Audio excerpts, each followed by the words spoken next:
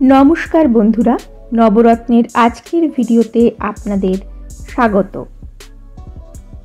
Christmas टूरेर चतुर्थ दिन सकाले टुबा सिटिर होटेल थेके ब्रेकफास्ट सेरे आमरा आमेरिकार अन्यतम प्राकृतिक बिस्मय ग्रैंड कैनियनेर उद्देश्ये रওনা हयेछिलाम।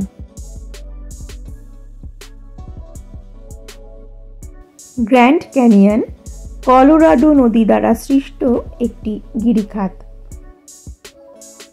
एर दैर्घ्य 446 किलोमीटर, प्रस्थ 29 किलोमीटर एवं गभीरता 6000 फीट।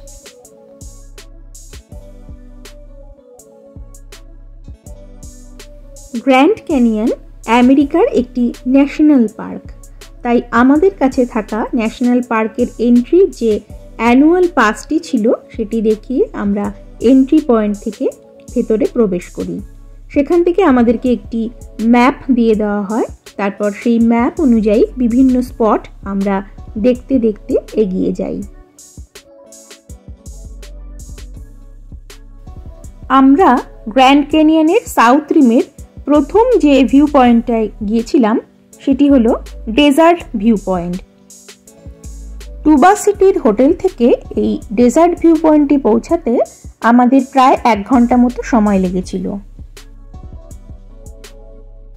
প্রতি বছর লক্ষ লক্ষ পর্যটক এখানে আসে পৃথিবীর এই অপূর্ব বিস্ময়কে চোখের সামনে একবার দেখার জন্য।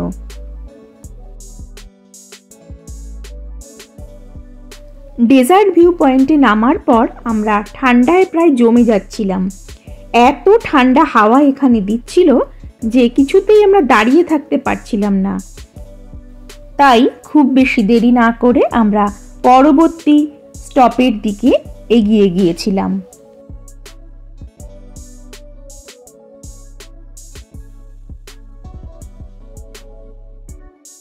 এরপর আমরা গিয়েছিলাম মোরান পয়েন্টে।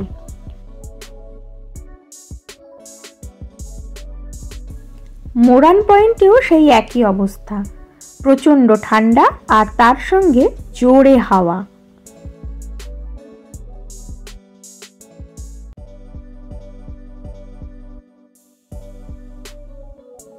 মোরান পয়েন্ট থেকে গ্র্যান্ড ক্যানিয়নের একটি অসাধারণ ভিউ দেখা যায়।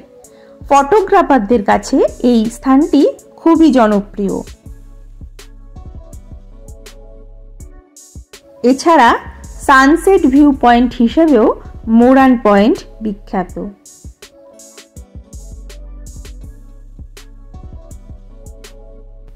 তারপর মোরান পয়েন্ট থেকে বেরিয়ে আমরা গিয়েছিলাম গ্র্যান্ড ভিউ পয়েন্টে।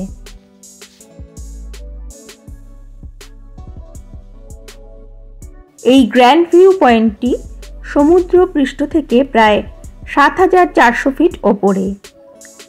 এখান থেকে আপনি গ্র্যান্ড ক্যানিয়নের একটি সুন্দর প্যানোরামিক ভিউ দেখতে পাবেন।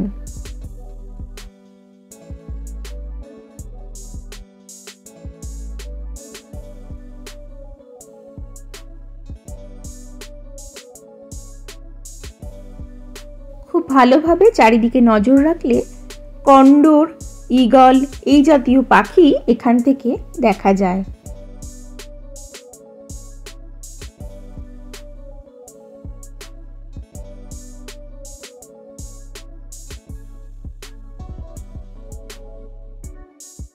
এরপর গ্র্যান্ড ভিউ পয়েন্ট থেকে আমরা বেরিয়ে পৌঁছে গেছিলাম গ্র্যান্ড ক্যানিয়নের একটি অন্যতম অ্যাট্রাকশন ম্যাথার্স ভিউ পয়েন্টে।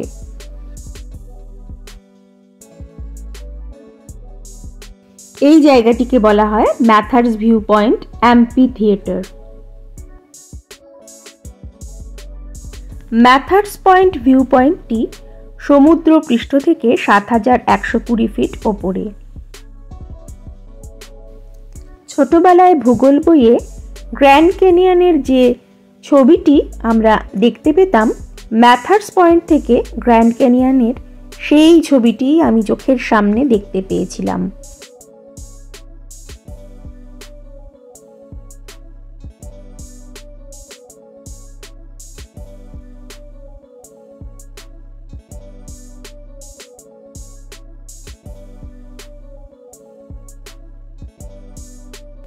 ম্যাথার্স পয়েন্টে অনেকক্ষণ সময় আমরা কাটিয়েছিলাম। তারপর আমরা গ্র্যান্ড ক্যানিয়নের সাউথ রিমের ভিজিটার সেন্টারে গিয়েছিলাম।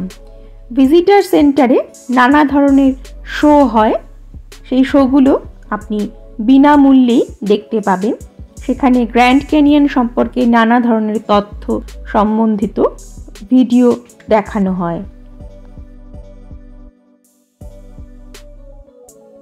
গ্র্যান্ড ক্যানিয়নের সাউথ রিমটা মোটামুটি ঘুরে নিয়ে তারপর আমরা সেখান থেকে বেরিয়ে পড়েছিলাম কাইবাব লেকের উদ্দেশ্যে। কাইবাব লেক গ্র্যান্ড ক্যানিয়নের ম্যাথার পয়েন্ট থেকে 58 মাইল দূরে। আমাদের প্রায় 1 ঘন্টা মতো লেগেছিল কাইবাব লেকে পৌঁছতে। গ্র্যান্ড ক্যানিয়নের নিকটবর্তী ন্যাশনাল ফরেস্ট এই কাইবাব ন্যাশনাল ফরেস্টের মধ্যে এই লেকটি থাকায় এর নাম কাইবাব লেক।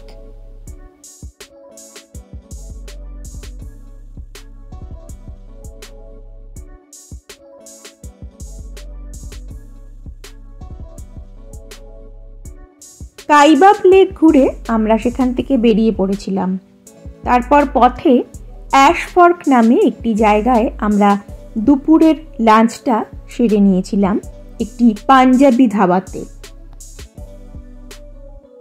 তারপর পথে ওয়ার্ল্ডস লার্জেস্ট রুট 66 সাইনটা একটু টুক করে ঘুরে নিয়ে আমরা পৌঁছেছিলাম লাফলিনে। ওয়ার্ল্ড লার্জেস্ট রুট 66 সাইন থেকে লাফলিনের হোটেলে পৌঁছতে আমাদের প্রায় 2.25 ঘন্টা মতো সময় লেগেছিল। লাফলিন নেভাডায় অবস্থিত একটি সিটি। লাফলিন ও ক্যালিফোর্নিয়া দুটোই একই টাইম জোনের অন্তর্গত। হোটেলের ঘরে রাতটা কাটিয়ে পরের দিন সকালে বাড়ির উদ্দেশ্যে রওনা হয়ে এবারের ক্রিসমাস ট্যুরে ইতি টেনেছিলাম। ভিডিওগুলো ভালো লাগলে প্লিজ লাইক, কমেন্ট ও শেয়ার করবেন। চ্যানেলটা সাবস্ক্রাইব করতে ভুলবেন না। নমস্কার।